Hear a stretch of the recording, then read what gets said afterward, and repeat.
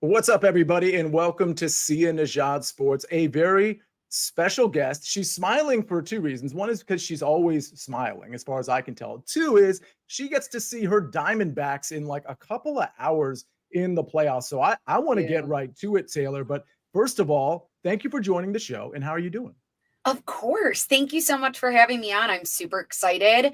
Anytime I get to talk sports and career and life and all that, I'm always in. So I'm excited to be here. Well, you just encapsulated like the whole Sia Nejad Sports experience, right? Because it's like this show, it's a little bit of a misnomer.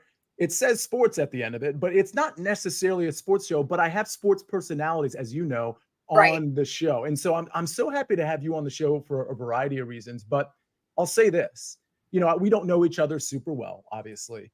But I'm looking at what you've already accomplished in your career, and I'm like super impressed. And I think Oh, that makes thank you you. and Taylor, we'll get to that in just a second. I think that makes you such a perfect guest because there's a lot of people out there. I see Joe in the chat already, Japan 5. Thank you for being in the chat. But a lot of people are trying to figure out like how to get to where you are. And maybe in hmm some cases, how to get to where I am or how to get into whether it's media related or even non-media related, whatever it is. And so what our show is all about is just trying to instill in people like what did Taylor do? Like what were the habits that she created to kind of get her over the idea phase and into the like transactional phase, like I am Right. actually accomplishing these goals. So can I just ask you first of all, like where are you now? In other words, like where are you working? Where can we find your content? I am exclusively with Sports Grid right now. So on Thursdays, Mondays, and Tuesdays, I am on air either on Game Time Decisions, one of our shows. It's always different for me because I'm on the West Coast, they're on the East Coast. It's 3 o'clock Pacific Standard Time for me when I'm on, and then I'm also on at 5 p.m. Pacific Standard Time as well. On Game Time Decisions and In Game Live are the two shows that I host slash come on as a betting analyst and give picks. My bread and butter is prop plays. If people have been following my content, they know prop plays. NFL, MLB, and NBA are kind of my specialty. And then you can find all of my stuff as well on social media at Team F Sports. That's what all my social handles are. And I post a little bit about my life, but it's mainly sports related for the most part. So it's interesting because like you have such a big following. I mean, I didn't know that. I know I'm more of Yeah. like a Twitter person, right? So I see like you got a big following there too. And then I go over to Instagram and you have well over 200,000 followers. And I just that's impressive. But here's the but to me, here's part of the reason for that. Radio show co-host going back a while, sports reporter, social media reporter. I'm sure that was pretty valuable in terms of followers. Digital marketing director, on-air sports reporter, host, and betting analyst. Like you've done a lot. So, like my I first have. question for you is, and by the way, I probably left some stuff out, right? I probably did. But my first question for you is, were you, it sounds like by your resume that you were always locked in on this path. Is that true? Or were you, maybe when you were a lot younger, were you on the path of completely something different? All right. So, this is a good story. Well, when I was really little, you always get asked, "What do you want to be when you grow up?" I wanted to be, when I was younger, a professional hula hooper, which that's not even a job. But if you look at like my old notes that my parents have kept, like different things, I thought I was going to be a professional hula hooper, and I thought that was an occupation. I really loved to hula hoop, and I was really good at it too. I could do tricks. I won some contests back in the day. When I was really young, that was where I thought my life was going. As time went on, I was always very dedicated to school. Throughout growing up, as early as, gosh, I can really remember grade school. School was always really important to me. My grades were really important to me, and extracurriculars. Everything was for the bigger picture of Mhm. getting to college in my eyes when I was younger. Just everything. I was very laser focused, tunnel vision. That's what I was going to do. I was super quiet growing up, which a lot of people find hard to believe because Mhm. I talk a lot. I was actually voted shyest when I was in eighth grade. So I was very quiet, but I always had a goal that I was focusing on school and extracurriculars to get me an academic scholarship in college and go for sports reporting. So I knew Oh. from, I would say 16 was really when I started to realize I wanted to get into broadcasting. And that mainly came about because I grew up doing theater and I sang most of my life. So I was always in front of people, but in my personal life, I was a little bit quieter and I Mhm. loved sports. And my grandpa was really the one that was like, Taylor, you're so good in front of people, whether it's speaking or singing, whatever it may be. You should put the two together and maybe go to school for sports journalism. And as I was younger, I would think about it and I'm like, I don't really know. Then by the time I was 16, my love for baseball is what really kept growing Mhm. as I got older. And I was like, I think I do want to go to school for this. So I went to the University of Iowa with the idea in my mind that I was going for sports broadcasting, which I did. And I worked my way up. My first job out of college was at a local TV station doing sports in Nebraska. I've been in Dallas covering the NFL there. I then came to Arizona. I covered the Suns as a sideline reporter for a while. And then I moved into betting about 2 years ago now. I've been in sports betting, and that's really where I've dove deep in my career and where I've seen the biggest growth for my career as well has Yeah. been in the sports betting realm. So it's worked out well, but I've done a lot of stuff and it took me a while to get to where I'm at. Yeah, so that's interesting, by the way. I mean, you obviously got into the betting space at the right time. I honestly think right now is also the right time. 2 years It from now is. might also be the right time. 10 years from now, it Mhm. might be like incredibly saturated. Who knows? But I mean, let's go back to when you were in Nebraska, and I think you might have said Oklahoma. When you were doing those stints as like whatever it was, whether it was a sports reporter or social media reporter or a radio Mhm. show host, were there times where you were like, I don't really know where this is going? Like, it sounds like you might have been in a small town somewhere here or there, and just kind of like trying to figure like where, like, what's my path? What's my out to like these bigger things? Yeah. Did that ever kind of like, was that ever an issue? Oh, oh, definitely. So, mm, that's such a great question. When I went to Nebraska, I knew that most people going into this field, you have to work your way up, and I went the traditional route of signing a contract with an ABC affiliate out of Kearney, Nebraska, which was extremely small in the Mhm. Midwest. And I knew I would be going there and I was going to be covering a lot of high school sports as well as the Huskers. But I was used to living in a small town in that Midwest type of vibe. I'm from Illinois originally. I was raised in a town called Sandwich. It's really tiny. I knew what I was getting myself into with where I was living. I don't think I really knew what I was getting myself into with actually being on my own for the first time super far away from home. I went to Mm. school out of state, but it was different. I had my parents' help, I had family close. I was in the middle of nowhere living with a girl that I did not know that also worked at my TV station, making very little money. That's something that a lot of people I don't think talk about in the industry a lot, especially when you're starting out. I was making $9 an hour and I Wow. was just striving to make ends meet and I was working insane hours. I wouldn't get home most of the time until like 1 in the morning. And then I'd be right back up again because I'd have to have a story idea that I was pitching to my sports director. And then I'd be out by noon, fully dressed with my camera, ready to go, ready to write a story and, edit, get it on air, do everything for the 5 o'clock hour. So it was a lot. It was a huge learning process and I learned a ton. I had moments for sure when I was in Nebraska that I thought that maybe this was not the path for me. And when I lived here for a while, I actually took a job as a marketing director at a law firm for Hmm. about a year because I really was questioning whether or not the industry was for me if I was going to continue on the local TV path. I quickly learned for myself that going into this other field, working in marketing, I enjoyed it, but I missed working in sports. I missed what Mhm. I was doing. And I decided to get back into the field, but I also knew I was not going to go down the route anymore of being in local TV because that was not my thing. I didn't necessarily completely enjoy it. I will say I learned a lot, but Mhm. it's all been a growth process definitely over the years. So I have taken steps or times where I thought maybe this isn't for me, but I've always come right back to it. So I'm here to stay in sports for the time being and I really love the position I'm currently at right now. So let me ask you this, because you shift from, it sounded to me like you shifted from kind of the local angle to doing whatever you were doing for the law firm.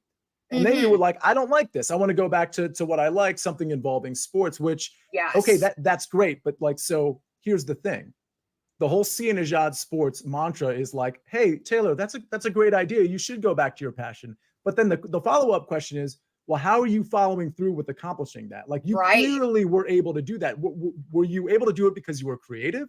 Because you were creative and hardworking? Because there were people that helped you along the way? Like, what was it? Because there's so many people. I was one of them that like wanted to chase a passion, but then the idea just kind of floats away because life gets in the way and practicalities get in the way and things of that nature. So tell us how you went back in, but you said, hey, I'm not going to go this path. I'm going to go this path. How did that actually manifest? Great question. I have always been somebody, I would like to say, in this industry that has set myself apart a little bit because I've done things for myself. So getting back into sports after working for the law firm, I actually left right around the start of COVID. So I was in a really bad spot because I'm like, well, what am I going to do? It wasn't really the time that people were hiring people within the sports industry anyway, because there wasn't even games happening or anything. So I was in a really interesting spot. I was making no money, but I knew that always had a unique knack of being creative mixed with having sports knowledge, but also being able to grow on social platforms by being myself and letting people into my life a little bit more than just sports. I have a big personality. So I started a podcast with one of my friends who's also very big in the sports betting realm as well. And we really started the podcast more to talk sports, but we also had athletes on to talk about their dating lives. So this was just like a wild, random idea that I had. And I was like, I'm going to run with this and do something with it. And I did. I was making no money to start, but I was like, I'm going to make something out of this podcast.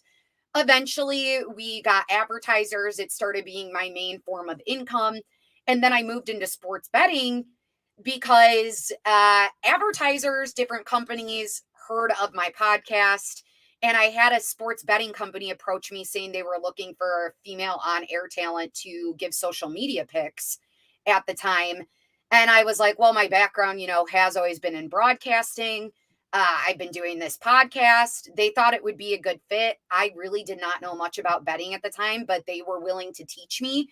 And I will say, Bet Karma, they were the first sports betting company to really give me a shot. And they taught me everything I knew about sports betting. And I just completely indulged myself in learning sports betting after that and getting to where I'm at now. So it was a mix of me putting myself out there on social media and being creative, along with the willingness to always be open to expanding in this field and seeing what other opportunities are out there. I always thought I would be going down the path, if I was going to stay in sports, of being a sideline reporter, because that's what I always originally wanted. And those were my goals. And now I've stepped into a totally different world in the betting sphere. And I love it more than I've enjoyed ever sidelining or any part of being in sports media.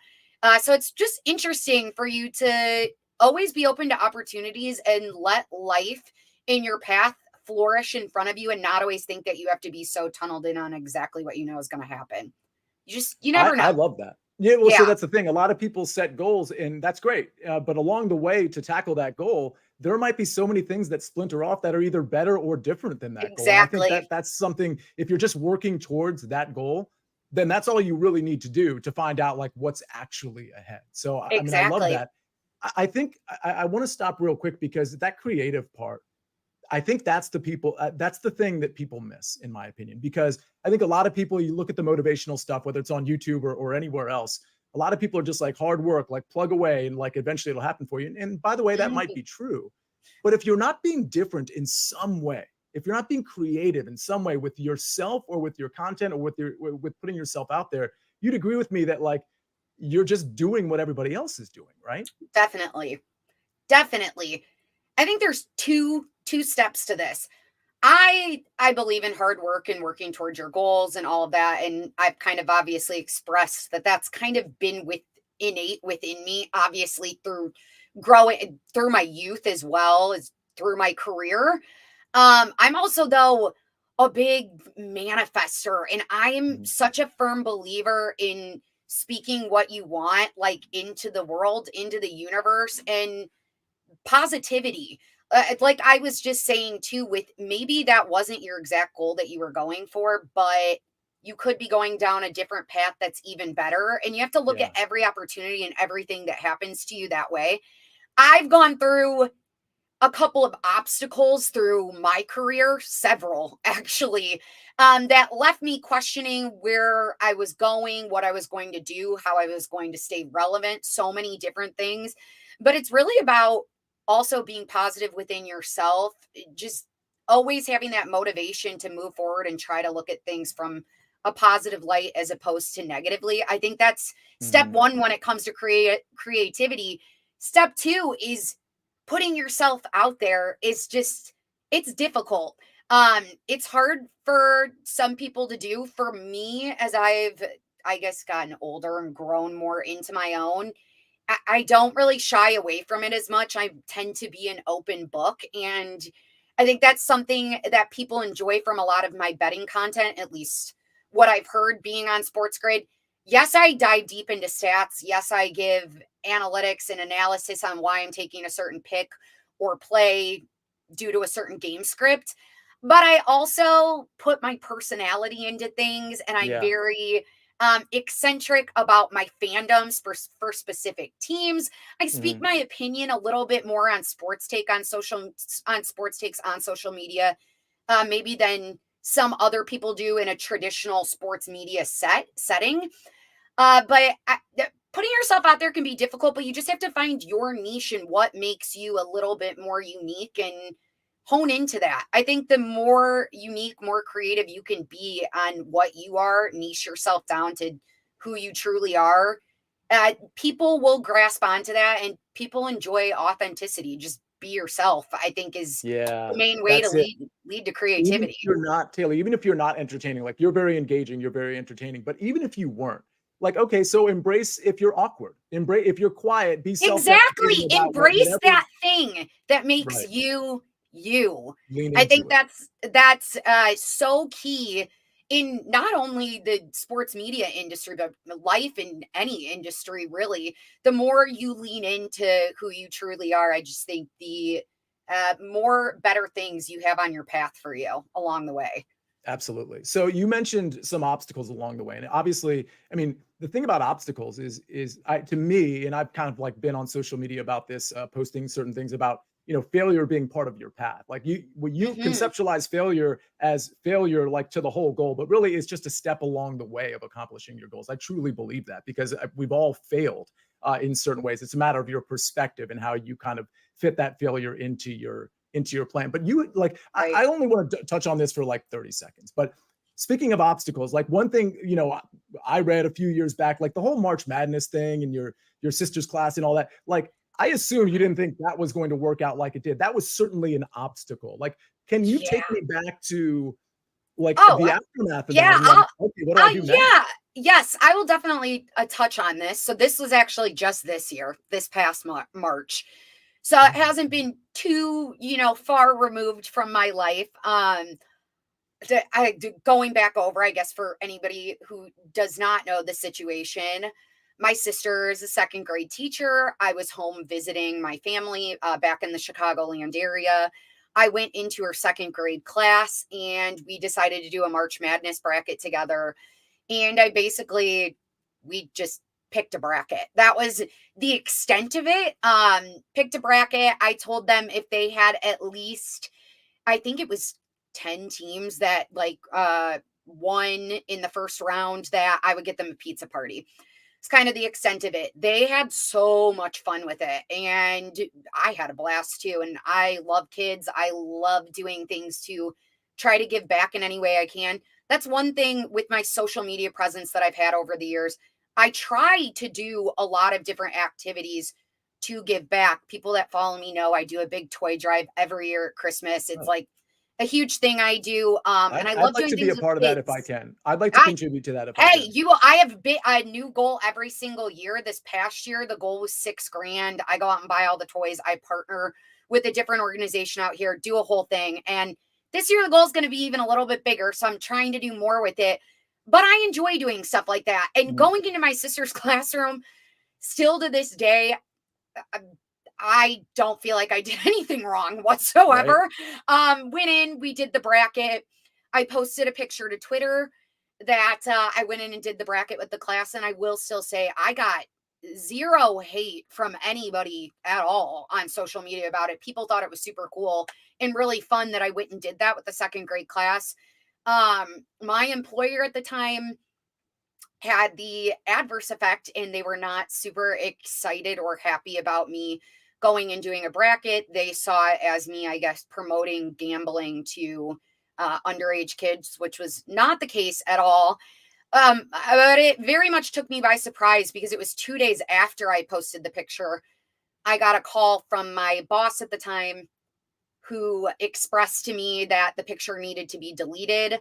I immediately deleted it. It was the morning of my sister's baby shower, too. So it was a little bit of a whirlwind. When I got out of the baby shower, I had an email saying that I had been let go, which I was definitely surprised, but I actually only had 3 days left anyway because I was already going to Sports Grid that had already been in the works. It was just a matter of me fulfilling what my previous employer wanted me to do before moving to my new job with Sports Grid. So they decided to let me go a few days early, I How guess. petty is that? Yeah, I'm trying really hard to say it in a positive way, but it was a very um eye-opening experience for me because I really hadn't experienced dealing with I guess adversity that big, and it became very public was the other Yeah. thing because they asked me to issue an apology on Twitter, so I then did.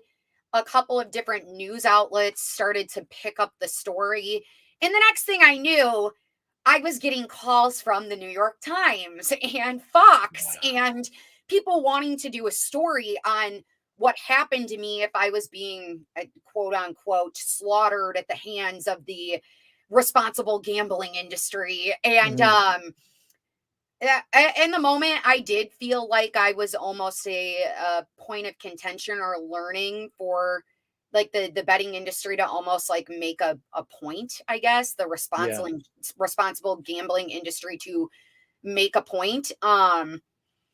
I didn't end up doing a lot of interviews that I was getting calls about because at the time my agent and I just thought that was what was best, to let a lot of it go and let people make of it what they would. Mhm. And I just really stayed quiet, and led to me moving forward with that. I already knew I had a new job coming up anyway. And it was I guess it was a little bit of a learning experience for me to be patient, definitely, and attempt to, I don't want to say keep my mouth shut, but try not to act out on how I was feeling because Yeah. I felt really burned in the moment.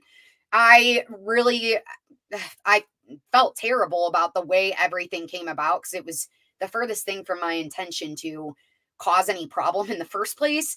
Um, so it's definitely a learning lesson on having to bite my tongue a little bit and take the high road, which is what I did. And now I'm in a great spot with Sports Grid and I have moved past it. I had moments where I had a lot I wanted to say about everything that happened, but sometimes just you got to be the bigger person and move forward.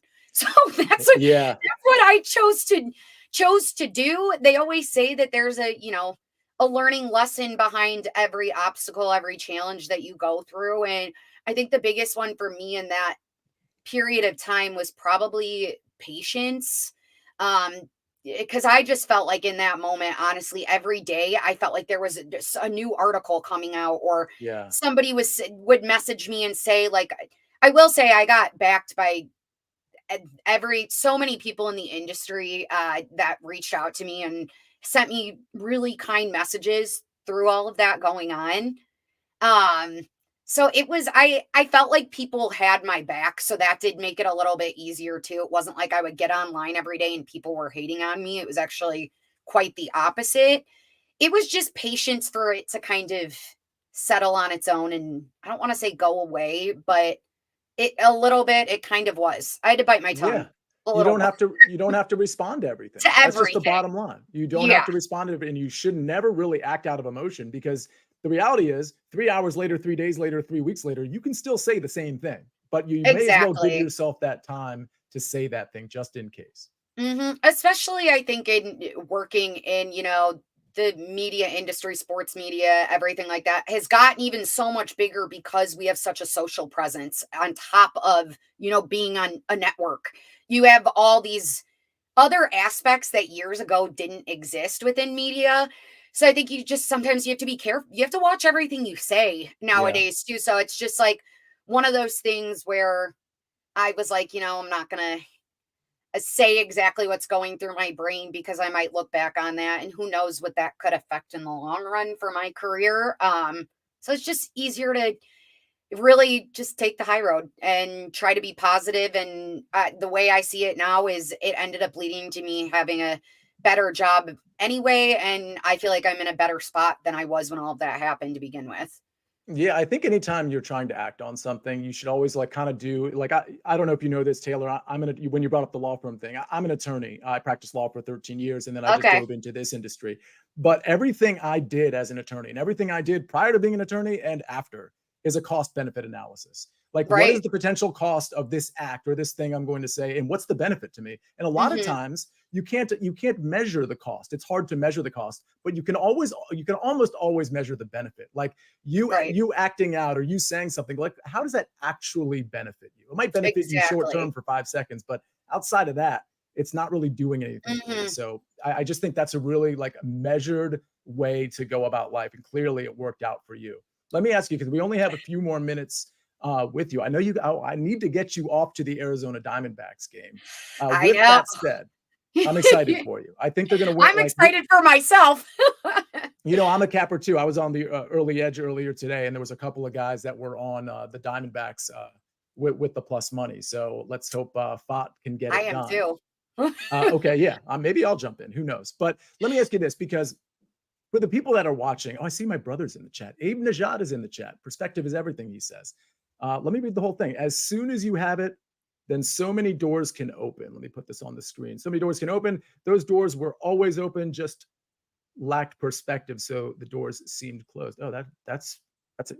That's great. All right, Abe, Very thanks for being true. in the chat. Abe's in media too, by the way. I see Gigi, my wife, is Awesome. in the chat too. Love that. All right, everybody's in the chat. Hey, let me ask you this, Taylor. So for the people that like a lot of time, a lot of the shows that we've had, what I've tried to impart on people that are watching is hey, you all have great ideas, but like let's talk about like that second step. Like how do you actually turn that idea into like some sort of action? And I mentioned it at the front end of the show where a lot of people just have the idea and then they let life get in the way and they get like they sort Hmm. of they make excuses, they turn excuses into reasons, right? And they're really just excuses at the end of the day. They say they don't have time, like all of this stuff. Right.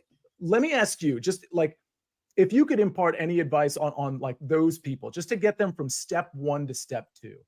You sound like you were such a diligent worker from high school forward. I know you were creative. Like what are one or two pieces of advice you'd give somebody that's really just trying to tackle their goals? Oh, I'm a huge visual person. So I'm a big believer in vision boards. I have been for years. I do mine specifically by seasons of my life, is like I like to call it. I create vision boards, and that's for seasons of my life within my career, within my personal life, maybe places I want to travel, things I want to do. I'm just a firm believer in putting it out there visually and seeing it and looking at it. Even if that's not every single day, but a few times a week, just get your brain more in that mindset of moving towards those goals that you have and seeing them visually on paper can help your brain come up with different ways that you can get towards that end goal that you have. I'm also a big believer in the fact of you just have to go for things sometimes. like I said with me with my podcast, I didn't really know what was going to come of it or where it Mhm. would lead. But I went for it. I tried it. I'm not doing the podcast anymore, but it ended up leading into me getting into sports betting. So I'm just a full believer in going for your goals. To try to do things, even if it seems a little abnormal or out there. If you think it's going to be beneficial to you and something you want to try, sometimes the hardest part is just getting started. So maybe just try to take tiny incremented steps towards your goal, even if it's not every day, once a week, Mhm. something that's going to propel you towards that end goal that you have. I'm a big list person though too. Yeah. I I'm weird and I'm a very big I guess like I was saying, I'm very big into like manifestation and vision boards. I write out my goals and I leave them like I have a piece of paper that hangs in my bathroom that Mhm. are basic everyday things that, I want to do in my nighttime and morning routine, but I leave it up there just because I feel like it helps me to remember to do some things. And maybe at night, if I'm being a little lazy and I'm like, oh, I didn't want to do that part of my skincare routine. They're really, really simple things that I have on the paper.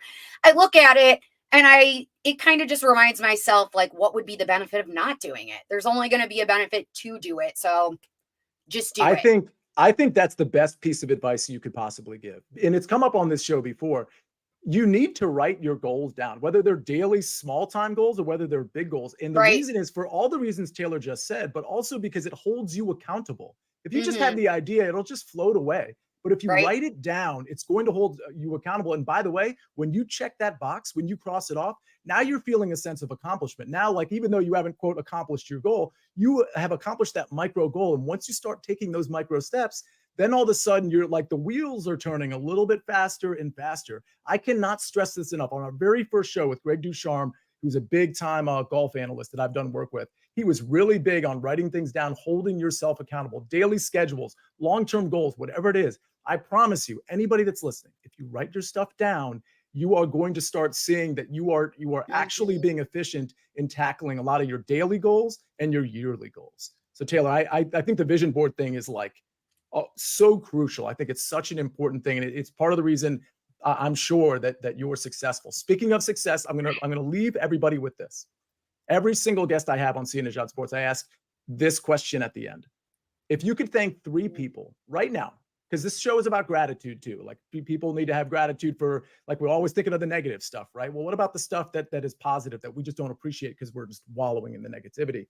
Now, if you could thank three people right now for just getting you or helping you get to where you are today, whether that's from a mindset standpoint, a professional standpoint, or whatever, however you conceive of that question, who would you like to thank? Three Mhm. people. First, definitely my parents.